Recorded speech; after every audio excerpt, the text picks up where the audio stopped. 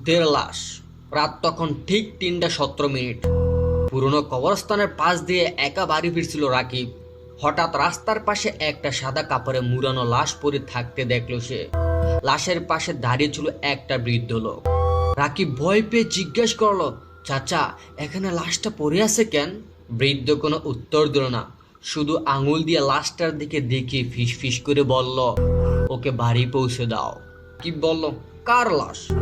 বৃদ্ধ এবার ধীরে ধীরে মাথা তুলল। তার চোখ দুটো ছিল একেবারে সাদা। সে বলল, তোমার। রাকিব পিছনে তাকিয়ে দেখলো রাস্তা একদম ফাঁকা, কিন্তু সামনে পড়ে থাকা লাশটা তখন নড়ছে। সাদা কাপড়ের ভেতর থেকে আস্তে আস্তে একটা হাত বেরিয়ে এলো। রাকিব দৌড় দিতে যাবে, ঠিক তখনই লাশটা ফিস ফিস করে বলল, তুমি আমাকে চিনতে পারছো না? রাকিব থমকে গেল, কারণ সেই কণ্ঠটা ছিল তার নিজের কণ্ঠ। সে কাঁপতে কাঁপতে কাপড়টা সরালো।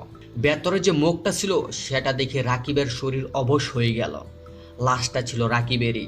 হঠাৎ তার পিছন থেকে সেই বৃদ্ধের কণ্ঠে শোনা গেল, কাল সকালেই তো তোমার জানাজা হওয়ার কথা। রাকিব চিৎকার করে দৌড় দিল। পরদিন সকালে গ্রামের মানুষ রাস্তার পাশে রাকিবকে অচেতন অবস্থায় পড়ে থাকতে দেখল।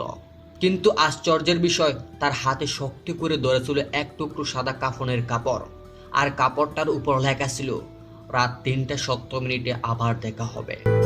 তারপর থেকে প্রতিদিন রাত 3:17 ওই রাস্তা দিয়ে যাওয়ার সময় মানুষ নাকি একজনকে দেখতে পায়, যে রাস্তার পাশে দাঁড়িয়ে নিজের লাশের অপেক্ষা করে।